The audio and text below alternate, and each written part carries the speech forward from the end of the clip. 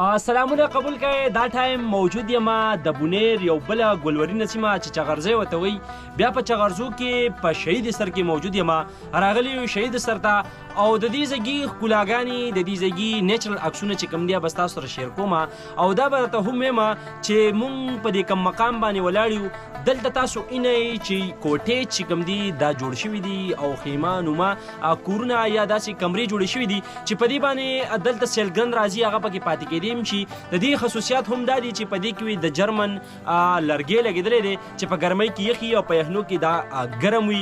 د دې نه علاوه ستاسو سره شریکه نو دا د چغرزي ښکلې سیمه ده. تاسو ته هم وایم زموږ په بونیر کې ډېرې ښکلې ښکلې سیمې دي، ډېرې ګلورینې سیمې دي، خو زموږ او ستاسو د راتګ نه هغه پاتې دي. زما تر شا د ځوانان نه چې دا راغلي دي د شانګلې نه او دلته د دې مازدیګري ټایم دی چې دلته دا مازدیګری مونږ سپینډ کړو، مازدیګری تېر کړو. تاسو ته هم وایم چې د چغرزي خلک د هغې په حواله سره خبره وکړم نو د چغرزي خلک ډېر مینهناک خلک دی، ډېر علمدوز خلک دی. د دې نه علاوه د دې خلک په روزګار په معاش باندې د هغې په تکل باندې هم د ملک په مختلف برخو کې کارونه کوي. زه ستاسو سره شریک یم. دا مزدورکار خلک هم دی، محنتکش خلک هم دی او د دې نه علاوه د بونیر په هره محکمه کې د دې چغازي خلک چې کوم دی به تاسو ته میلاویږي، که د طب په حواله سره شي، د صحت په حواله سره، د انجینرینګ په حواله سره. نو د چغرزي خلک هغه د چا نه کم نه دی او دلته ښکلاګانې هم دي، ښایست هم دی. مونږ تاسو چې کوم دی ځانه ناران، کاغان، مري، ایوبیا، نتیاګري ته ځو نو تاسو ته یم چې زمونږ دلته هغه شان ماحول موجود دی، هغه شان موسم دی، ښکلاګانې دي او دلته د دې ځایګي د آبادۍ نه تاسو ته پته لګي چې دلته د یخ په موسم کې واورې هم کیږي.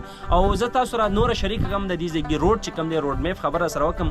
روډ یې ډېر زیات ښکلی دی، د ټرانسپورټ ډېر ښکلی سهولت چې کوم دی هغه دلته موجود دی.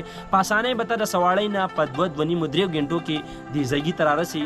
دلته ډېر زیات یخ ماحول دی. مونږ په دا د ګرمۍ میاشت ته خو مونږ داسې فیل کوو، داسې هواګانې چلېږي یخې چې مونږ وایو دا چېرته د ژمي هغه شپې او ورځې دي. تاسو ته هم وایم د چغرزۍ دا ښکلاګانې دا په کیمره باندې راولئ، خلکو سره شریک کړئ. زموږ سره ځوانان موجود دي. بایي نوم دې راته ووایه او څه نوم دې دی؟ حمیدالله.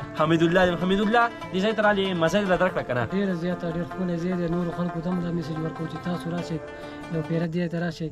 ولته د دې بونیر خبره وکړه، موږ د دې خلکو ته دعوت ورکوم چې شانګلې ته پکې راشئ. یختنګي ډېر ښکلی ځای دی، ډېر میلمه دوست خلک دي. د دې ځای خلک هم ډېر میلمه دوست دی. د یختنګي بالکل د شانګلې خلکو بالکل هغه مهمان نواز خلک دی. که موږ د افسر افغان رور خبره وکړو، زموږ مشر هم دی او هغه د شانګلې د ښکلاګانو لپاره هغه کار کوي. هغه د خپله شانګله چې کوم دغه دنیا ته وښودله او خوښوي روان دی. موږ هم کوشش کوو چې دغه د شانګلې خلک، د چغرزي خلک، د بونیر خلک دا یو خلک دی، دا ټول مینهناک خلک دی. او تاسو سره دا شریک یم چې بونیر په مهمان نوازۍ یادېږي نو د هغې کریډ چې کوم دی ټول دې چغرزو له ځي، ځکه د چغرزو خلک په ټول بونیر کې بیا په مهمان نوازۍ باندې په 1 نمبر دی. دا خلک د مینه هم درکوي. د شانګلې خلک هم زموږ وروڼه دي، زموږ بایګان دي او موږ به شانګله هم هغه به ایکسپلور کوو. حالانکې د هغې ښکلاګانې، د هغې ښایست هم دنیا ته به ښایو او هغه دنیا منلی هم دی.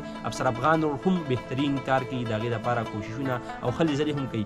بایي ډېره مهرباني ستاسو او ستاسو نه هم اجازت غواړم. دا کچ ونته کې کاوش د ویلاګ به ستاسو خوښ شوی وي. اجازت را الله کوي. د لوی الله په امان.